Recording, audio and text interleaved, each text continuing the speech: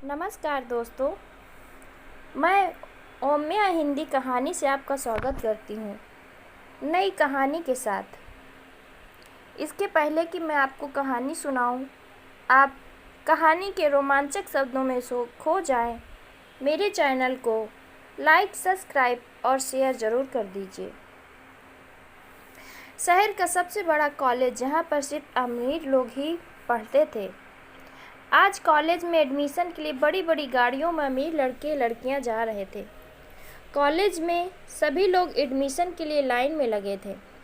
उतने में एक खूबसूरत सी लड़की अपने फर्स्ट ईयर का फॉर्म भरने के लिए लाइन पर लगी होती है, जिसका नाम रिया होता है। वो देखती कि एक गरीब सा दिखने वाला लड़का उसका कुछ देर से पीछा कर रहा है और अचानक उसके पास आकर खड़ा हो जाता है। रिया डर जाती है और उसको एक जोर से थप्पड़ मारती है। बोलती है, बहुत देर से तुमको नोटिस कर रही हूँ, तुम मेरा पीछा क्यों कर रहे हो? तुम कौन हो और क्या चाहते हो? तभी वो लड़का बोलता है, नहीं ऐसा कुछ नहीं है, मैं आपका पीछा नहीं कर रहा हूँ, ये पर्स आपका है।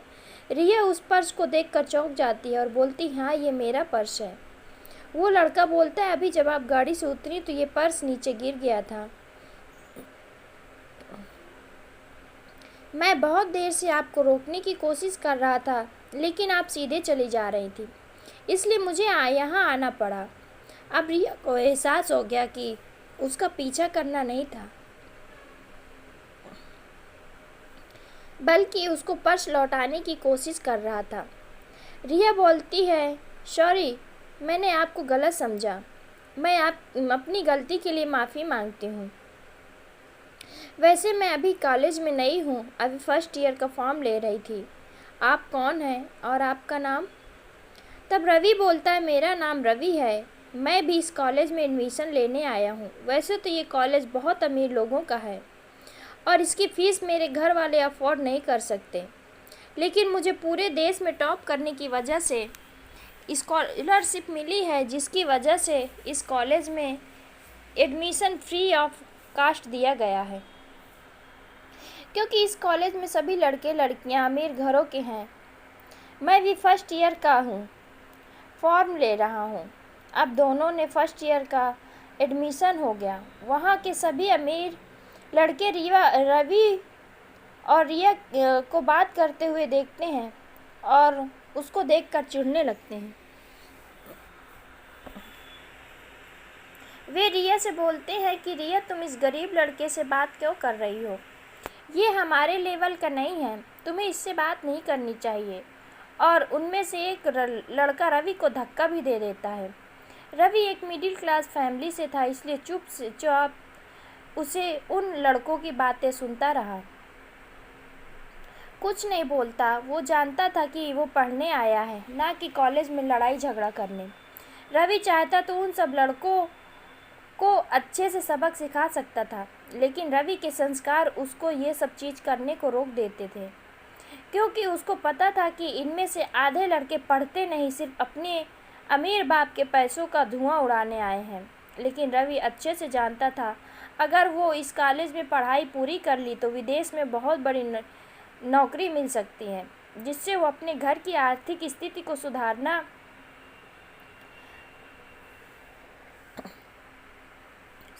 चाहता था, इसलिए वो चुप रहता है। तभी रिया उन सब लड़कों से बोलती है कि अगर तुमने रवि को कुछ भी बोला तो तुम सब नहीं जानते ये कि मैं कौन हूँ और तुम सब का क्या हाल होगा। रिया की यह बात सुनकर सब लड़के चुपचाप वहाँ से चले जाते हैं। अब रवि हैरान हो जाता है कि रिया के सिर्फ इतना बोलते ही सब लड़के वहाँ से चुपचाप चले गए। अमीर तो वो सब लड़के भी हैं और रिया भी है, लेकिन रिया में ऐसा क्या है कि जिससे सब लड़कों ने चुपचाप जाना ही बेहतर समझा। रवि ये सोच ही रहा था कि रिया बोलती है, ठीक है रवि, मैं जाती हूँ, मेरी क्लास का टाइम हो रहा है, तुम भी अपना ध्यान रखना। अब रवि कॉलेज ग्राउंड में ही खड़ा रहता है। उसका एक दोस्त उसके पास आता है, जिससे रवि ने कॉलेज में आई अभी नई नई दोस्ती करी है। उसे ये बताता है। रवि अपने दोस्त से पूछता है, भाई ये रिया कौन है? इस शहर के सबसे बड़े डॉन की बेटी है, इसलिए पूरे कॉलेज में रिया से कोई पंगा नहीं लेता, क्योंकि अगर उसके बाप को पता चल गया तो उन लड़कों की खैर नहीं।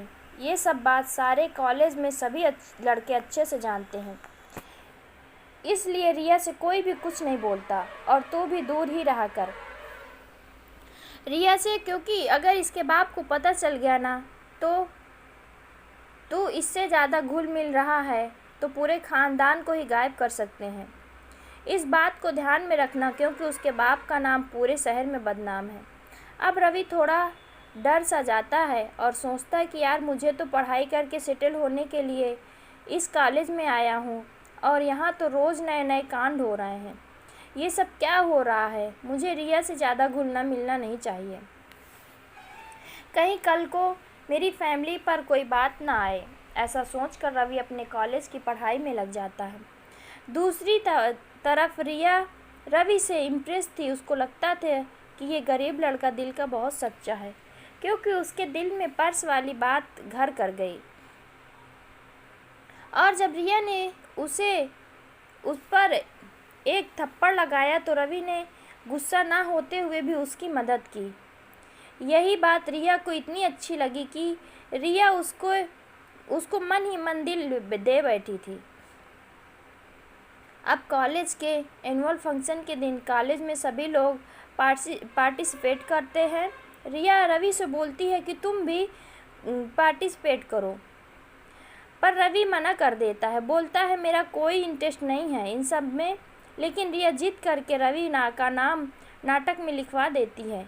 अब शाम को सभी प्रैक्टिस करके घर जा रहे होते हैं तो रिया रवि से बोलती है, रवि हमारे नाटक में गरीब बस्ती को दिखाया गया है, लेकिन मैं आज तक कभी किसी गरीब बस्ती में नहीं गई। मेरे पापा ने मुझे कभी अलाउ नहीं किया। क्या तुम मुझे एक बार किसी गरीब बस्ती को दिखा सकते हो? वो कैसी होती है, वहाँ के लोग कैसे रहते हैं? तो रवि उसकी बात सुनकर हंसने लगता है और बोलता है, अरे हम तो रोज़ ही उसी बस्ती में रहते हैं, कहीं और जाने की ज़रूरत क्या? तुम मेरे घर ही आ जाओ तो तुम्हें गरीब लोग कैसे रहते हैं उसका एहसास वैसे ही हो जाएगा। अब रवि की ये बात सुनकर रिया खुश हो जाती है कि चलो इसी बहाने से रवि के मम्मी पापा से मिलना हो जाएगा। अब रवि रिया से बोलता है, चलो तुम मेरी बाइक में चलो। तब रिया बोलती, नहीं बाइक में नहीं जा सकती, क्योंकि बाहर मेरी कार में ड्राइवर इंतज़ार कर रहा है और पापा परमिशन नहीं देते हैं ना ही मेरे बिना ड्राइवर के कहीं जा पाऊँ। हाँ ये कर सकती हूँ कि मैं अपनी गाड़ी तुम्हारे साथ तुम्हारे मोहल्ले ले जा सकती हूँ। अब रवि और रिया कॉलेज गेट के बाहर आते हैं तो रवि देखता है कि एक बहुत बड़ी सी कार गेट के बाहर खड़ी है, रिया का इंतज़ार कर रही है। रिया रवि से अपनी कार में बैठने को बोलती है, चलो रवि बैठो हम चलते हैं, तुम बताना तुम्हारा घर कहाँ है। और रवि हिचकिचाते हुए उसकी बड़ी सी कार में बैठ जाता है। जब वो कार रवि के मोहल्ले आती है तो मोहल्ले के सभी लोग उस बड़ी कार को देख कर बातें बनाने लगते हैं कि आज इस मोहल्ले में कौन आ गया इतनी बड़ी कार लेकर। बस्ती के सभी लोग उस कार को देखते रह जाते हैं। कार जाकर रवि के घर के गेट पर रुकती है। अब रिया देखती है कि रवि का एक पुराना सा घर है और रिया हंसते हुए अंदर आती है और उसके मम्मी पापा से नमस्ते बोलती है। तब रवि के पापा पूछते हैं, बेटा ये कौन है? तब रवि बताता है कि पापा ये मेरे कॉलेज में मेरे साथ पढ़ती है और इतने कभी भी गरीब बस्ती नहीं देखी, तो मैंने सोचा कि इसको अपना ही मोहल्ला दिखा दूँ, क्योंकि हमें कॉलेज में एनुअल फंक्शन में एक नाटक में भाग लिया जो कि गरीब बस्ती के बारे में है और रिया चाहती है कि वो ये बस्ती देखे ताकि अभिनय अच्छी तरह से कर सके। रिया ने आज तक कभी गरीब बस्ती नहीं देखी। इसके मम्मी पापा इसको अकेले कहीं जाने के लिए अलाउ नहीं करते। आज ही बड़ी मुश्किल से आई है। अब ये बात सुनकर उसके पापा कहते हैं, अच्छा ठीक है बेटा, तुम लोग देखो मैं चलता हूँ। अब रिया उसके घर को देखती है और बहुत खुश हो जाती है। बोलती है, रवि एक दिन तुम भी मेरे घर आना। रवि बोलता है, हाँ ठीक है, चलो अभी देख लिया ना ये सब चीज़ कैसे होती है। अब रिया के पापा का फ़ोन रिया के पास आता है। वो उससे पूछते हैं कि आज इतना लेट क्यों हो गई हो, तुम अभी घर नहीं पहुंची, कहाँ हो।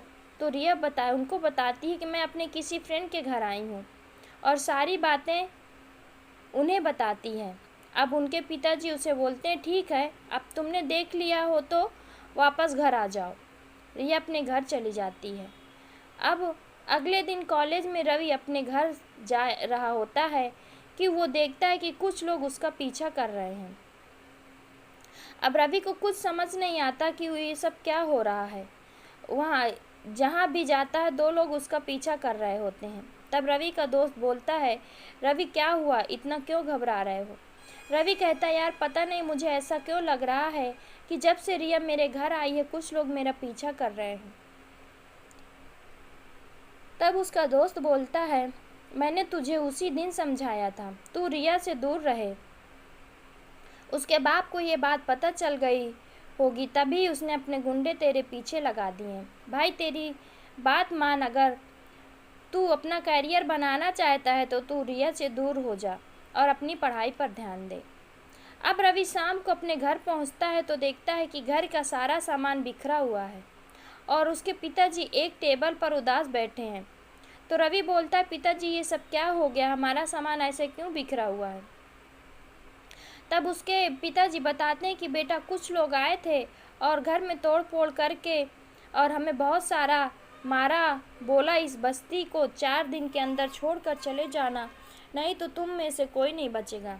मैंने पूछा हमारी गलती क्या है, तो बोले तुम्हारी गलती नहीं, तुम्हारे बेटे रवि की है जिसकी सज़ा तुम भुगत रहे हो। अब रवि को समझ आ जाता है कि ये सब रिया के पिताजी कर रहे हैं। वो नहीं चाहता कि रिया से मिले जुले। रवि ये सब सोचकर उदास हो जाता है क्योंकि वो भी रिया से को प्यार करने लगा था, लेकिन वो नहीं चाहता कि उसकी वजह से उसके घर वाले किसी मुसीबत में पड़े। इसलिए जब अगले दिन रवि कॉलेज में जाता है तो रिया से बात नहीं करता। रिया उससे बोलती है, रवि क्या हो गया, आज तो तुम मेरी किसी बात का जवाब नहीं दे रहे हो। अरे तुम्हारे घर आकर तो मुझे बहुत अच्छा लगा था और मैं आज तुम्हें अपने घर ले जाऊंगी। रवि बोलता है, रिया मैं इस कॉलेज को छोड़ रहा हूँ। रिया एकदम चौंक जाती है और बोलती है, क्यों, ऐसा क्यों हो, क्या हो गया, तुम इस कॉलेज को क्यों छोड़ रहे हो। रवि बोलता है, मैं नहीं चाहता रिया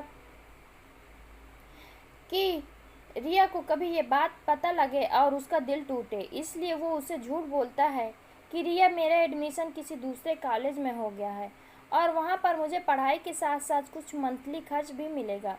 मैं सोच रहा हूँ कि उस कॉलेज में एडमिशन ले लूँ क्योंकि वो भी एक बहुत बड़ा कॉलेज है और उनमें सभी अच्छी चीज़ें हैं कि उनमें मुझे कुछ पैसे मिलेंगे जिससे मैं अपने घर वालों की मदद कर सकूँगा। इसलिए मैंने इस कॉलेज को छोड़कर उसमें एडमिशन का अप्लाई कर दिया है अब, और मेरा सिलेक्शन भी हो गया है। और फिर रवि बोलता है कि मुझे माफ़ करना, हमारी दोस्ती का सिर्फ यहीं तक था। तुमसे मिलकर बहुत अच्छा लगा, लेकिन मैं चाहता हूँ कि अब हम दोनों एक दूसरे से कोई कांटेक्ट ना करें और अपनी पढ़ाई पर ध्यान दें। मुझे गलत मत समझना। रिया उसकी बातें सुन रही थी लेकिन कुछ नहीं कह पा रही थी क्योंकि उसको खुद समझ नहीं आ रहा था कि ये सब अचानक ऐसा क्या हो गया है। अब रवि अगले दिन कॉलेज नहीं आता तो रिया उदास हो जाती है और रवि को फ़ोन मिलाती है तो रवि का फ़ोन स्विच ऑफ आता है। रिया बहुत परेशान हो जाती है और वो फैसला करती कि अब फिर से उसके घर जाएगी और उससे पूछेगी कि अचानक से वो ऐसा क्यों कर रहा है, उसने उससे बात करना क्यों बंद कर दिया। अब रिया उसके घर तब जब पहुंचती है तो वो देखती है कि घर में ताला लगा है और घर में कोई भी नहीं है। अब रिया जब आसपास के लोगों से पूछती है तो कोई भी उसको कुछ जवाब नहीं देता, सब चुप रहते हैं। फिर उनमें से एक बोलता है कि पता नहीं कल ये लोग बस्ती छोड़कर चले गए, कहाँ गए हमें कुछ नहीं पता। अब रिया परेशान हो जाती है और अपने घर वापस लौट आती है क्योंकि रिया का मन अब रवि के बिना नहीं लगता, इसलिए वो कॉलेज छोड़ देती है और अपने घर पर ही बीमार रहने लगती है। ऐसे कुछ साल बीत जाते हैं। अब रिया के पिताजी को उसकी ऐसी हालत देखकर बहुत चिंता होती है। जब उसके पिता को अपनी गलती का एहसास होने लगता है तो वो चाहते हैं कि बेटी चाहकर भी अपनी बेटी को सच नहीं बता सकते। उसकी बेटी की इस हालत के जिम्मेदार उसके पिता हैं। उनकी गलती की वजह से उनकी बेटी की आज ये हालत हुई है। फिर भी रिया के पिता अपनी गलती को छुपाते हुए रिया को बोलते हैं कि रिया, तुम उस लड़के के लिए रो रही हो जिसने सिर्फ कुछ एक्स्ट्रा पैसे मिल जाएंगे कुछ सोचकर वो कॉलेज छोड़ दिया जहाँ पर वो उस लड़की के साथ पढ़ता था जिसको वो प्यार भी करता था। अरे रिया बेटा, सिर्फ तुम्हारी तरफ से प्यार था, उसकी तरफ से कोई प्यार नहीं था। अगर वो तुम्हें चाहता तो कॉलेज को ऐसे छोड़ता नहीं। उसको तो सिर्फ पैसों की ज़रूरत थी, जहाँ ज़्यादा पैसे मिले तो उधर चला गया। अब रिया को भी लगने लगा था कि हाँ, उसके पिताजी सही कह रहे हैं, क्योंकि रवि ने भी यही बात बताई थी, लेकिन उसका दिल नहीं मान रहा होता है। फिर भी रिया अपने दिल पर हाथ रखकर बैठ जाती है। उसके पिताजी बोलते हैं, रिया, तुम एक बहुत ज़्यादा होशियार लड़की हो, अपने करियर को ऐसे ख़राब मत करो। मैं तुम्हारे लिए एक बहुत बड़ी कंपनी खरीद ली है। मैं चाहता हूँ कि तुम उसका काम संभालो। इसके लिए तुम्हें यहाँ से दूसरे शहर में जाना होगा जहाँ हमने कंपनी खरीदी है, और अगर तुम इस शहर से दूर रहोगी तो तुम्हारा मन भी लगा रहेगा और तुम इन चीज़ों से उभर पाओगी। अब रिया सोचती है कि यहाँ रहूँगी तो इन सब चीज़ों के बारे में सोचती रहूँगी, इससे बढ़िया मैं इस शहर को छोड़ देती हूँ। अब रिया दूसरे शहर चली जाती है और उसके पापा द्वारा खरीदी गई कंपनी में मालकिन के रूप में ज्वाइन कर लेती है, क्योंकि वो कंपनी इतनी बड़ी थी कि उसमें इतने सारे लोग थे कि रिया को सभी लोगों को जानने समझने का ही मौका नहीं मिला था। अब वो सोचती कि क्यों ना एक बार अपने सारे स्टाफ को बुलाया जाए और इन सभी लोगों से अपना परिचय कराया जाए। इसके लिए वो कंपनी के सभी लोगों को इन्फॉर्म करवा देती है कि कंपनी की नई शुरुआत के लिए सभी लोगों को यहाँ पर 500 किलोमीटर दूर एक हिल स्टेशन पर, जहाँ पर एक बहुत बड़ा रिजॉर्ट है, वहाँ पर आना है। इसमें कंपनी का हर एम्प्लॉय, चाहे वो अमीर हो या गरीब हो, छोटा या बड़ा हो, सबको आना ज़रूरी है। सभी के आने जाने का खर्चा कंपनी के द्वारा उठाया जाएगा। ऐसा बोर्ड कंपनी में लगा दिया जाता है। जब सभी कंपनी के लोग बहुत खुश हो जाते हैं कि चलो इसी बहाने से उन्हें भी घूमने और कुछ सीखने को मिलेगा। अब पार्टी वाले दिन रिया अपने पापा के साथ अपने पर्सनल हेलीकॉप्टर से उस रिजॉर्ट की ओर जा ही रही थी कि उनका हेलीकॉप्टर बीच में क्रैश हो जाता है, जिसमें रिया के पिताजी को सर में बहुत गंभीर चोट आई। अब उन्हें अस्पताल में ले जाया जाता है, जहां पर डॉक्टर उन्हें बताते हैं कि इनको ब्लड की सख्त ज़रूरत है और इस हिल स्टेशन में ब्लड इतनी जल्दी से नहीं मिल सकता। इसलिए अगर आप ही के स्टाफ में से किसी का एक ब्लड हो जो कि ओ पॉजिटिव हो, अगर हो तो इनको दे दिया जा सकता है। अब ये जब बात सारे स्टाफ पर पता चलती है तो सभी लोग का ब्लड सैंपल लिया जाता है, लेकिन सिर्फ एक ही व्यक्ति था जिसका ब्लड उसके पिताजी से मैच करता था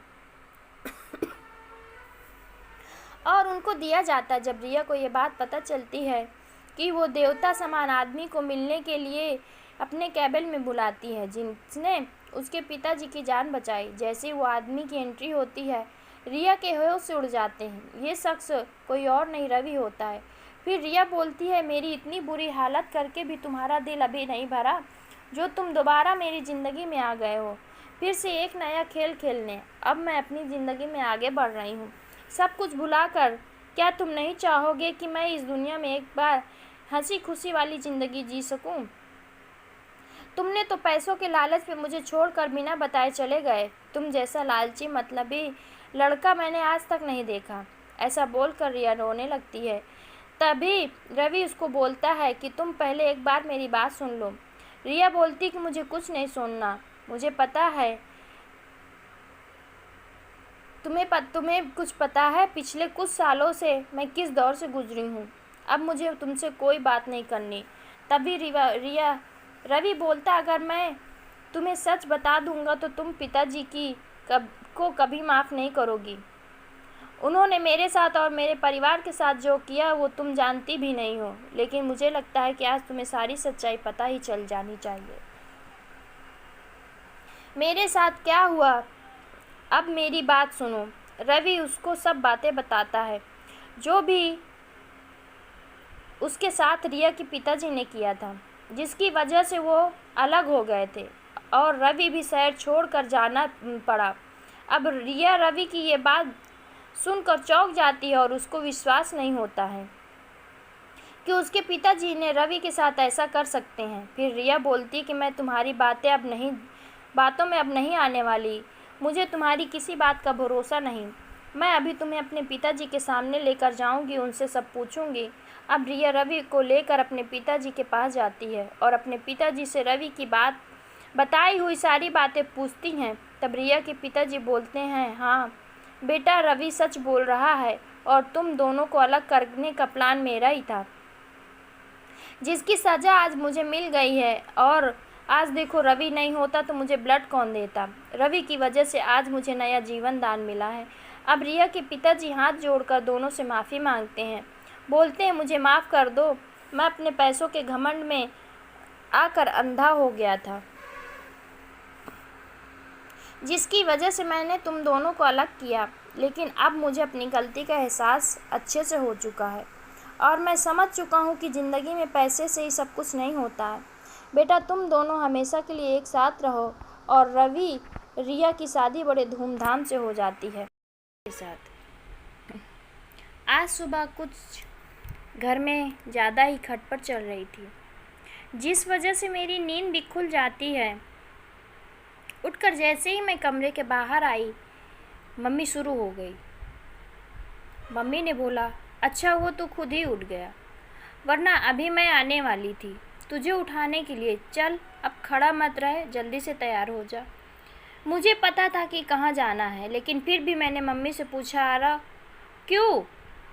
मम्मी बोली, अच्छा अब कोई नाटक फिर करने की सोचना भी मत, जा जल्दी तैयार हो जा।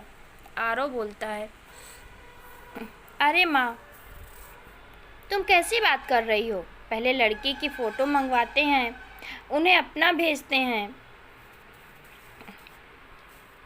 उसके बाद परिवार वाले मिलने जाते हैं। तुमने देखा है? नहीं, किसी ने नहीं देखा।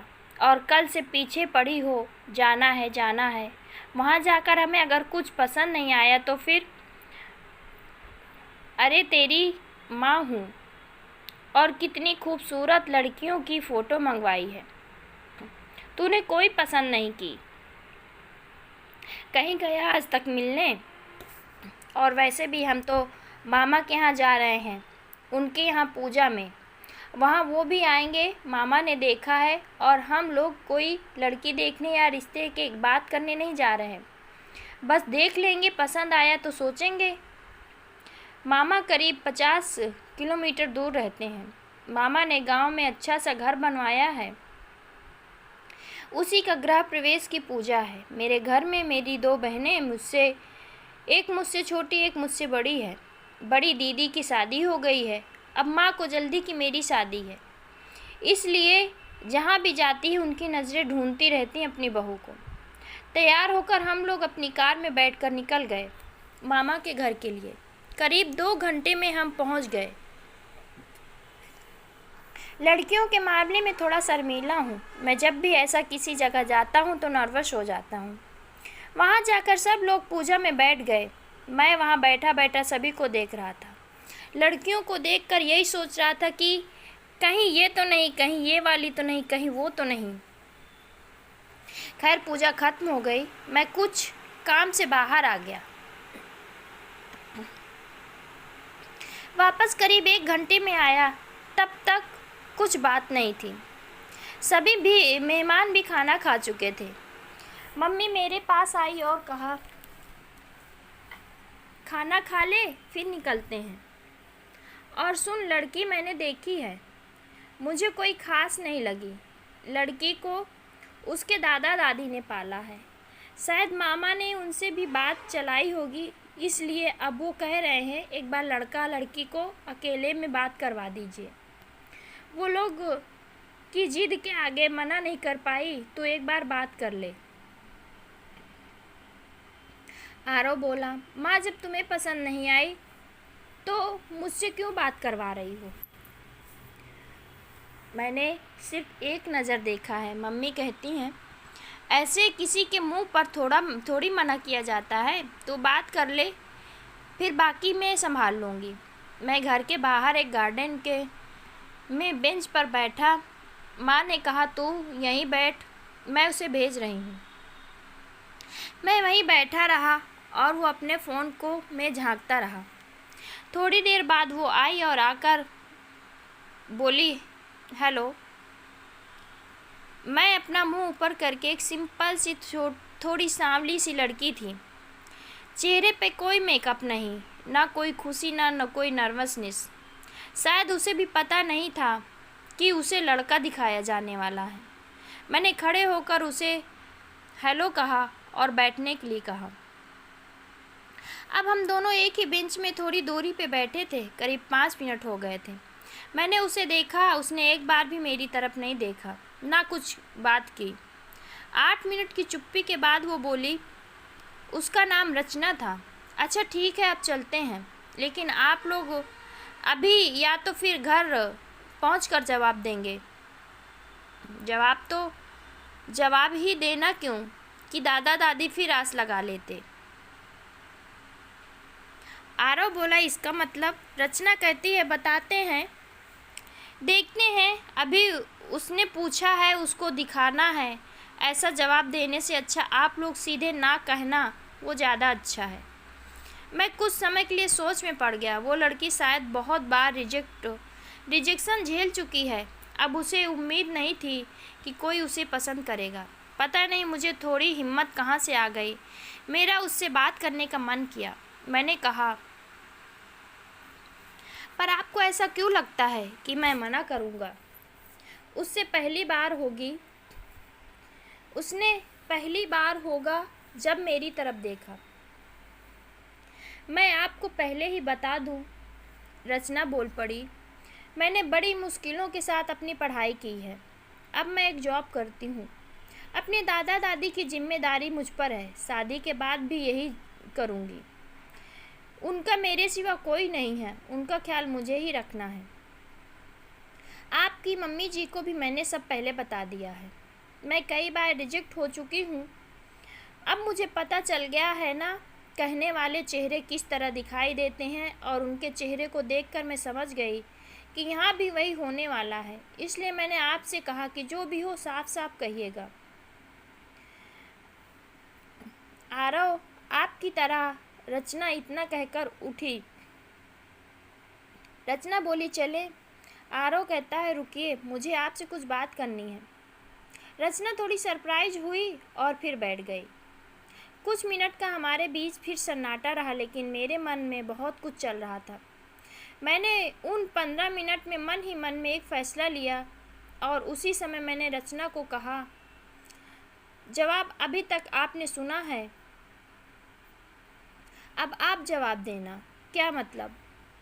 रचना कहती है, आपका क्या मतलब? आरव ने बोला, मतलब आप बताना कि मुझे आप पसंद करती हैं या नहीं, मुझसे शादी करना चाहती हैं या नहीं, और हाँ, साफ साफ जैसे आप अभी बात की वैसे ही जवाब देना। रचना के चेहरे का रंग बदलने लगा। चेहरे पर जो बेरुखी थी अब वो धीरे धीरे शर्म और हंसी में बदल रही थी। इतना जल्दी मत कीजिए, अपने घर वालों से बात कर लीजिए, और ऐसा भी नहीं कि आप कहीं अभी भी हाँ कर दें फिर शादी के बाद बदल जाएं। आरव कहता है, नहीं बदलूंगा। रचना, जाइए, पहले घर से बात कीजिए। आरव, वो सब मैं देख लूँगा, आप अपना सोचने की आपके दिल में क्या है। इतने में ही मेरी छोटी बहन की आवाज़ आई कि मम्मी बुला रही हैं। मैंने जाने से के पहले फिर कहा, अगर आपका नंबर देना चाहें तो। रचना ने कुछ नहीं कहा, शायद उसे अभी तक विश्वास नहीं था। मैंने अपना नंबर एक कागज़ पर लिख कर दे दिया। घर जाने से पहले सबसे पहले मैंने माँ को बताया कि मुझे लड़की पसंद है। माँ ने बोला, क्या बोल रहा है? तुझे पहले कितनी अच्छी अच्छी लड़कियां दिखाई, तूने पसंद नहीं किया। ऐसा क्या कर दिया जादू रचना ने? माँ ने शायद मन बना लिया था कि उन्हें ना कहना है, लेकिन मैंने उनकी सारी प्लानिंग को चौपट कर दिया। माँ, पता नहीं, लेकिन मुझे लगता है तुम्हें इससे अच्छी बहू और मुझे इससे अच्छी पत्नी नहीं मिलेगी। मन की साफ और सुंदर है। अच्छा किया तुमने उसकी तस्वीर नहीं दिखाई, सीधी मुलाकात करवा दी। ऐसा लगता नहीं कि मैं उससे पहली बार मिला, जैसा कि कब से जानता हूँ। माँ और पापा भी मान गए और जल्द से जवाब दे दिया, जैसा कि रचना ने कहा था। मामा के हाथ खबर भिजवा दी कि हमारी यहाँ है। अगले दिन रचना का फ़ोन आया। हेलो आरो, हाँ बोलो जल्दी से बताइए, हाँ है या ना? हाँ हो तो हम शादी की तारीख निकलवाएं। रचना कुछ नहीं बोली, सिर्फ रोने लगी। बहुत दिनों में शायद आंसू को संभाले बैठी थी, रो के बैठी थी। आज पूरे बहे, मैं भी उसे रोने दिया। यही थी हमारी पहली मुलाकात। सिर्फ 15 मिनट में प्यार हुआ और शादी हो गई। और मैं सही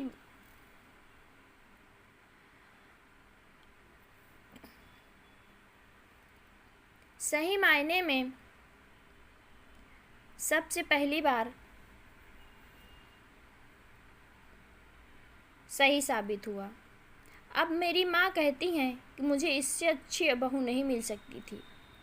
आपको ये कहानी कैसी लगी कमेंट कर कर ज़रूर बताइएगा। इसी तरह की कहानियाँ यहाँ पर सुन सकते हैं। यहाँ उपस्थित शिक्षाप्रद कहानियाँ आपका मनोरंजन करने के साथ साथ दिशा भी देगी।